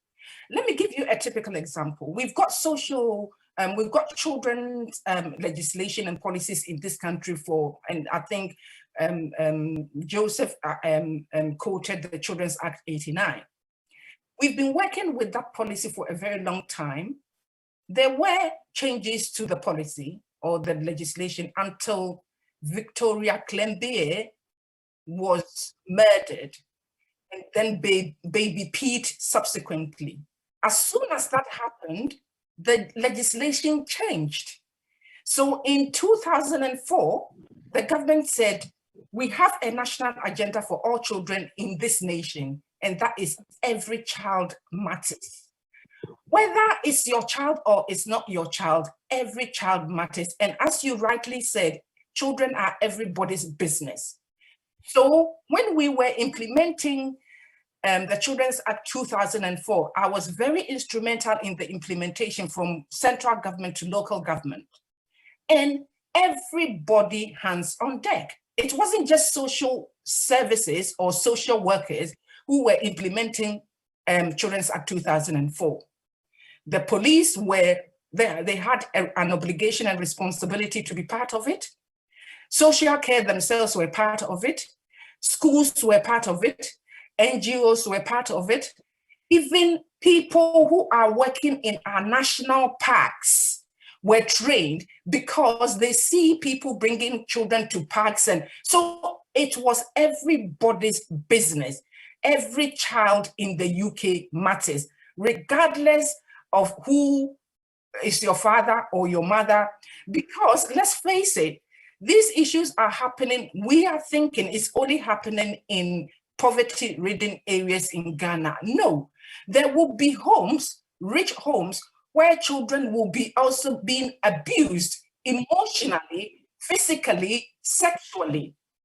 So we cannot actually put a cap on any of these issues. The government of Ghana needs a national agenda for children. This needs to be disseminated to every corner of Ghana for all Ghanaians to know that these are our children. If you give birth to them, you can't look after them, you're going to abuse them. If you are caught, the child will be taken away from you. Because in this country, they take your child from you. If you're not lucky, they take your parental responsibility from you, and the child becomes the parent. The local authority is the parent of the child. It happens all the time until they realize that you are doing the right things. Then maybe the court will then decide that they will give you your parental rights again. We've got to be very serious with children, and I'm very sorry. I'm very passionate about children because the abuse that happens with children in some countries, not only in Ghana and even in the UK, it continues. But we continue to press on. Yeah, we need a national agenda. Your contribution, but I'll give you two scenarios. The Children Act 1989 Act 560 defines child labor. And when a in child in Ghana, so people understand. Yeah, this is in respect of Ghana, viewers. It says that the minimum age for admission of a child to employment shall be 15 years old. Yes. Then the minimum age for the engagement of a child in light work shall be 13 years old. So with this one, do you think that we should revisit this? This is what I'm coming to. Because we are in the 21st century. Yes. So if 13 years old, the child can do a light work, then a child going on the street to sell ice water, to sell bread or all that, does not she or say the parent does not contravene what is in the law. But if they keep them and they don't let them go to school, then they do. That's the problem here. Yes, because but what I'm trying to say is that Section 90 and then Section 88 is saying that 15 years you can work. Yes. 13 years you can work. Is that acceptable? And this is what would be one of the outcomes. Maybe we need to let the managers of the Ghana, the managers of the country, to know that is this law actually in favor. It needs a review. That's right. The law needs a review. Okay, and then, so that's one. Second one is there is something we call a reverse psychology.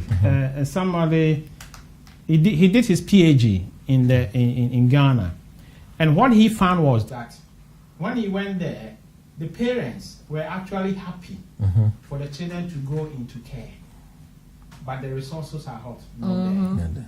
But here, the parents are reluctant for the children to go into care. So with that scenario, how are the parents willing to even work more? Because they feel that the more they relax, the better they are not able to look after the children, and the children can go into care. That's reverse psychology. It's not helpful. Do you think that is the culture or the mentality in terms of? It's not the culture, but it's the socio-economic factors of the parents. Yes. If a parent has not got a job, if a parent has nowhere to go, then they have at least they will be feeding themselves only. That's right. For instance, there used to be a lot of lands. Now there are no lands. A big issue is the galamsey that we all know. Look at all our water bodies are not. We cannot even drink some of our waters. The land are being destroyed. People cannot get place to do their farms because subsistence farming has always been an issue in a big source of employment. Separation. A lot of So what we need to do you think the fact that men also, because what you are saying, I will let you go back to it. The fact that most people then decide that they can have 2 wives, 3 wives, have children all over. There is no any agency making them pay maintenance, regulating to pay them maintenance is kind of leading to this, because they can have children, and one person in Ghana might have about 30 children, so many different places. They may not even know themselves, or may they know themselves. Now this person may not even be looking after them, and they making it difficult for these single parents to bring up these children. Yes, and nothing is done to them. Yes, I mean, thank you for chipping in that. And I'll come back to the common sense. Maybe I might have to be political. I think you're optimistic about the I know. Yes, it seems to be. Common sense is not common. Precisely. It might sound common, but it isn't. For instance, and one has to be careful with the cultural dynamics in the country. Yes. Because Muslims can marry more than one, and Christians is not allowed. But they still do it. But they are still doing it. 100%. And the issue is, if a woman knows, you know very well that this man is married, this man has he's irresponsible. Why do you go and have affair to have the babies? Yes. It's an issue. Yeah. You cannot, and this very person. No, some people are living that way and they are living happily, whereas some people are living that way and it's difficult. Hold on what happened? There are people who marry, living with their partners, experiencing difficulties. And there are people leave their marriage. Hold on. There are also people who also, you may see them, some families, and they have 2, 3 wives, and they're looking after them. But the issue is here. Parental insight to the child needs is what is paramount. The issue is, if the person has the financial resources to be able to do that, then it will not even come to the attention of the social services. Yes. Okay, if for instance somebody who is rich say, okay, I can marry 3 or 4 because he or she, the person has got a financial backing. Maybe you are not understanding me. What I'm trying to say is that is it not parental insight to everything rather than what we are doing? The fact of the matter is that does the parent have insight of their children needs? The person might be rich, leave the children to their maids to be looking after them because of their schedule of work, their business, where the children get abused. You know, I was watching a program whereby a child, the driver who's taking the child to school, was sexually molesting the baby. So the parental insight, and when this child is at home with the mother or the father, the parents, you know, when she's trying to talk, they say, oh, we're busy, go on, we're doing our work. But it's not just that. This brings you back to one of the points you made here about witchcraft. Yes. And children's mental health. If a child is seen as difficult, a child is seen as a problem, we always revert back to age-old ideas that there's something wrong with the child. Precisely. The child is possessed. Yes. This may be a child who's crying out for help. I'll give you a classic example, epilepsy. Yes. In the good old days or the bad old days, when a child or an adult, whatever, has an epileptic attack, what is that seen as? It's seen as the person being possessed. Yes. Yeah. Nobody's understood that. No, there may actually be a medical condition which causes this. Even sickle cell. Yes, indeed. There are many, many conditions and illnesses. So again, it comes back to what do we know? What do people know? What do people need to be educated? What do people need to understand? Societal pressures in Ghana, the fact that we're disjointed but we're still joined in Ghana, means that when one of your neighbours or one of your relatives, that child, there's something wrong with them. Rather than you stand and say, no, why would you say that? Oh, yes, it's true, there's something wrong with the child. We tend to follow, we tend to be sheep. We don't tend to lead. That's the problem with us as a society. And then we don't want to be stigmatized. Exactly, because we don't want to stand up and put our foot down. Churches. When you go to these churches, if a church says this child has the devil in them, what do? We follow what the church says. We would never stand up and say to the church, that is wrong. Paul, are you there? Yeah, I mean that's I think Paul is there. Paul, yeah, did you hear that part that Linda is saying? Do you think it's something that people are experiencing, the children are going through, and what is the way forward? When a child is labeled as a witchcraft, and then, you know, they take them to the church to pray for them, or they might take them to imam, you know, in the mosques, or they might take them to Muslim or a voodoo man to take the witch out, you know. In cases like this, Victoria Columbia cutting her, putting pepper because they said that's the way to get the witches out. I dealt with a case like that of a girl who was on the streets at 37 station. When I engaged the girl, apparently the reason why she left the house, the pastor accused her of being a witch. The father lost the shops to fire, and that was one of the reasons. So dysfunctional family structures. She was also being lazy at home. They were having struggles. So the pastor bringing this in, the family just used that as a, you know, this is a nice on the cake, So they just kind of like pushed the knob to the far-reaching point that the girl had to leave to 37 stations. So a lot of times it's trying to be hostile to the girl, the person, maltreatments that happen to such people, forcing a lot of them to be on the street. So my point about the dysfunctional family structures, a lot of children are on the street, not necessarily because their parents are poor. I spoke to one, I mediated a case where the guy is a lab technician and he was with a woman. He felt the girl cheated on him, so he decided, I don't want to have anything to do with you and your baby. So this woman was selling pure water with a very young baby. So I told him, hey, this is the position of the law. You'll be charged with non-maintenance. You can go to jail if you continue like this. It wasn't long. I mean, he broke down in tears and all. He resumed responsibility. He took care of that child, and the last I heard of them, the child was doing well. So there are several families where girls, boys are being abused sexually, physically, emotionally, psychologically, and because we do not have any way of support, if the mother herself is struggling mentally, I mean, like it comes back to Kofi, your question. Would you say the mother is abusing the child if the mother is herself mentally unstable. So because she doesn't know what she's doing mentally to that child. So we need to look at how we can support that family structure so that it's able to function properly. I feel, comparing that with the church situations, if the pastor feels that it is the child, I'm happy there's a pastor here, it is the child that is causing the problem. Is it the right thing to do to throw the child under the bus and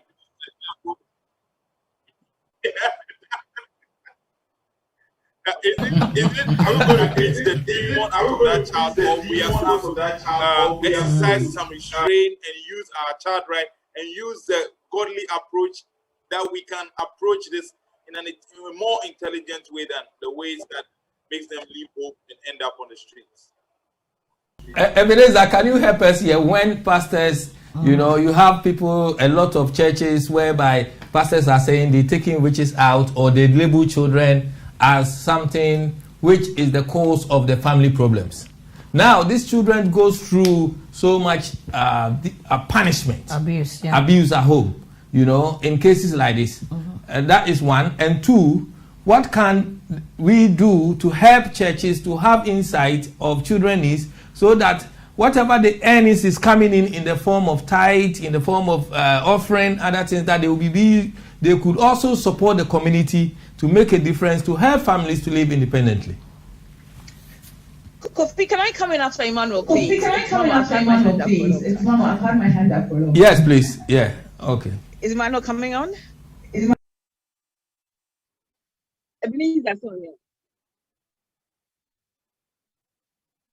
Okay. Yeah, I'm speaking. Can you hear me? Can you hear me, Kofi? Oh, okay. Thank you very much, Kofi and Paul. I think it is very important question, and I think from a church perspective, that is why I went into Ghana. This is some of the issues which really I was very passionate about, and I went to do the. Oh, hello, Kofi. Kofi, can you hear me now? Okay, sorry about that. I was just saying that that's the more reason why I went to Ghana to do this work with some of the churches, because very passionate about these things. You know, under no circumstance should a child be abused or be for pastors to be beating them and hitting them, and you know, even sometimes telling the parents that, oh, your child is a witch and all that, and then children are taken home where they are abused. Similar case like Victoria Klimby, where the parents were told that Victoria was. Yeah, I mean, those things, I mean, I really say they're not right. It's not right. It's an abuse. We need to really try and encourage, educate our churches and the leaders and the pastors that those things are not right. I think also there's a role for the government as well. When you even look at when you watch the TV, you see a lot of these things happening. You begin to wonder where are the leaders? You know, the laws. You know, some of these guys need to be arrested. It's clearly child abuse. You know, do we have laws in the country? Do you have politicians? Are they watching these things? Are they condoning these things? It's really bad. We need to really, really ensure that the lawyers and the politicians are working hard on these things to protect these children. So that's my view on that. It's not acceptable. It shouldn't happen. And if it's happening, the laws and of the land and the child protection protocols needs to be enforced to ensure that these children are safeguarded. I personally have got a charity in Ghana. I'm sure most of you would know. It's sad to say that, I mean, my charity is called International Health for Disabled Children. It's sad to say that, or to share this information, that I've got some of the children in my books who have been ostracized from home because they claim they are witch and all that because of some form of disability. And we have laws in Ghana. We have child protection laws in Ghana. We have politicians who are aware of these situations, and people are not doing much to help these children. We have some of these disabled children who cannot even pay for their medical bills. So I don't agree when people say that we We don't have, Ghana hasn't got money. We have money. There's money in Ghana. We are highly resourced.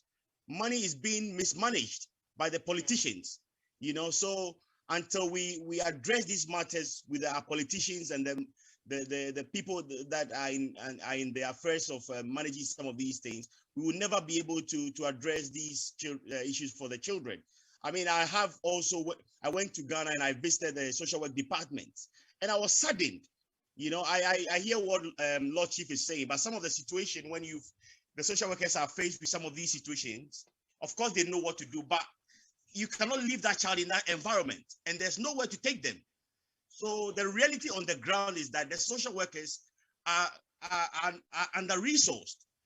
I asked them for what templates they are using for assessments, and they couldn't even give me anything. No computers. And we are talking about social work departments in Ghana. And we are saying that Ghana is not resourced. No, the money is there. People are driving V8 and V9 and V10s. And these institutions that should be resourced to be able to help these children, they're not doing it. So I think we all have a role to play. That's all I can say. Thank you very much. Ministers with young children who are pedophiles, and then they'll turn around sleep with younger children. You go to Legon as well, and they park the cars waiting for these girls. And these are resources that needs to be put back into society. We will come to that, but just we are getting close to our time. We're running out of time. But yeah, we will come. Yeah, hold on. We will come to you. We get it close to our time because of we're running out of time now. But based on the Polo case, a Polo case, do you think there is a conflict between family values and social media? And how can we, as a developing country, regain the family values and impart them to the new generation? Yeah, Christina, you can start, but in 2 minutes, please. Yeah, okay. It's Mama. Mama, 2 minutes, please, because we're running out of time, please. Well, sorry, I think that we probably need to have these discussions again, because I wanted to go back to bring us back to the discussion that you had. My question was, so what's happened? I mean, where the process is followed. We talked about we have the skill base, we have the laws, and what we all agree is that the implementation, accountability and responsibility is the issue. So what has been done, and what are we going to do following on from there? Are we just going to leave that issue as it is? Because obviously there's some lessons that need to be done, following this example that has come into the limelight. That's one of my questions, and I guess we've got to keep talking about it to be able to get to the bottom where we follow the process, the lessons have been learned, social workers in Ghana are going to be able to do the right thing going on from there. My second point was following what Ebenezer was talking about. We do a lot of training. I know the panelists have been very open and talked a lot about the issues at hand. But one of the things is the awareness and education is very, very important. People come from Ghana, families with their children, they come here. Majority of the reasons why they end up in the care system in the UK here is because of lack of awareness. They don't understand. We have people where, they are using pepper to discipline their children in their private parts, and beating them. Lord Chief and the other social workers that we work with would know this. Majority of the issues is because of the lack of awareness. Okay, so I'll leave it. I think we need to bring these discussions back to the forefront. Yeah. Okay. All right.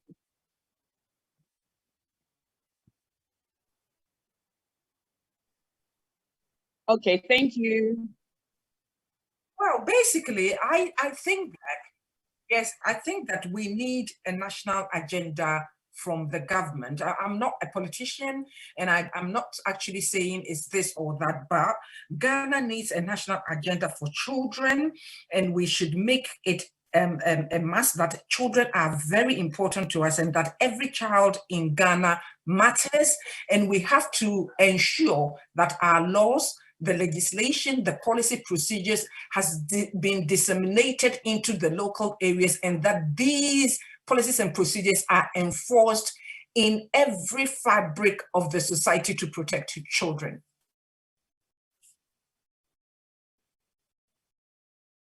we're looking at ways forward, aren't we? We're looking at what should happen. We're looking at the case that's brought us all here today. So we go back to where has this all come? Yes, indeed. In Ghana's a signatory to the UN Convention on the Rights of the Child. Okay, so perhaps, as has already been said by the panelists, we need to go back to the drawing board, and we need to know, what does the law say? What does it say we should be doing in relation to a child? What are the appropriate ages for children for certain things? What ages should children be in school? What ages should children finish school? Let's get the structures in place and educate so everybody knows what the laws are. Then people like me don't have to keep advising people on whether they've got a case, they don't have a case, whether they should plead guilty, not plead guilty, and have this mess that has been created by this one case, but has highlighted to us the social problems and the social structural issues that Ghana has. If we can do that, sit down and go back to basics, because we have to. We're trying to build a house on stone, on sand. We have to go back to the basics, go back to the laws, look at what all the laws say, break them down, find a proper structure, get the NGOs and the government together, build the laws back up, start educating people so that we don't find ourselves as a society falling into this trap and find that children don't matter when in fact they do. Thank you, Kofi. Yes, I think that in 2 minutes. In 2 minutes. Thank you. The last two speakers have said about laws. The law we have in Ghana is holistic and exhaustive, and it's in consonance with the charter that we have internationally. There is a policy in place, and I have this document: local government service, social services and community development, operational manual. Show it to the camera. This one. Yeah, I have that's it it. at my hand here. All the things that need to be done are in it. The functions of the social services are all there. No, but it needs updating. It's not outdated. It's the implementation that's the issue. So once we have this such important document, and as the viewers have said, the issue now that is, how do we make sure that the what is in the document are being implemented? We don't need to reinvent the wheel. We have the wheel already. It is how we implement it to ensure that every child in Ghana, as we said, matters, and that the welfare of the child is paramount, and that all our action and inactions will ensure the safety and security of the children until they was their minorities. Thank you. Okay, quick one. I'm going to read a little excerpt from the child in 2 minutes. The Ghana and Child and Family Welfare Policy. Okay, it says that the policies is guided by the national, international, re-recognized principles, as well as the values, beliefs, practices specific to Ghana, ensuring that child and family welfare system will be fit for the context of Ghana. The policy is also prioritizes three areas which concerns the child protection issue, stemming out of family-related challenges, child maltreatment, and other protection issues concerning child, especially the older children that are not brought into the third party but result out of child's behavior. Okay, you said 2 minutes. Now, this Paulo thing, what's the name again? Captain Paulo. Yes. The thing is, if the tables were turned around and it was a man with that child, that would have been a different issue.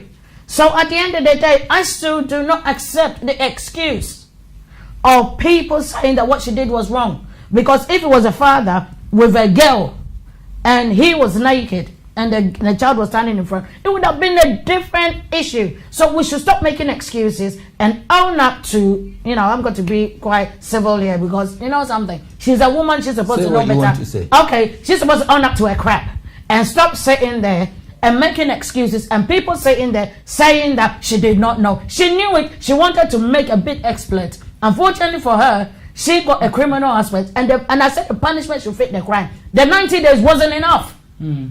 So with me, that is where I stand as a mother and somebody that believes that children have to be protected, because I feel the child was abused at that present moment.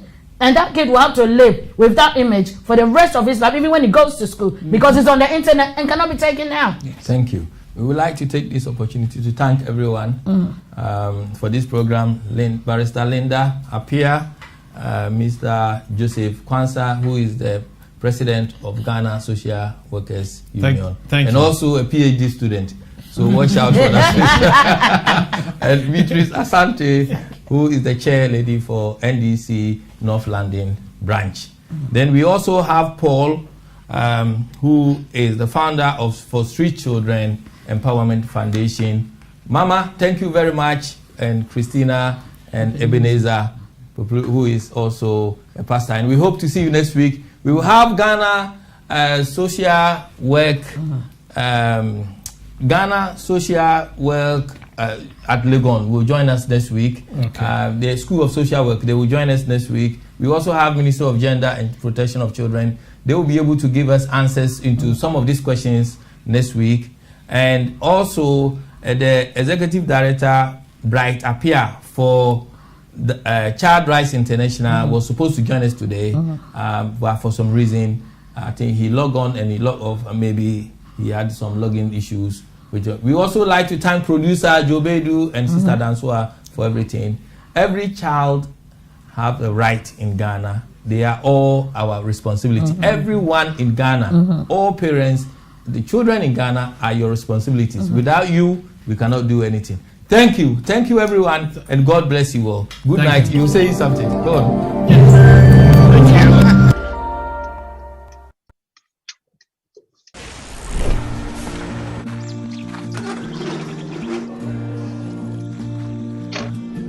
At World Remit, we understand what the journey is about, how it can sometimes take a little distance to bring us a little closer together. With ways to save more when you send more, World Remit is here for you, so you can be there for them.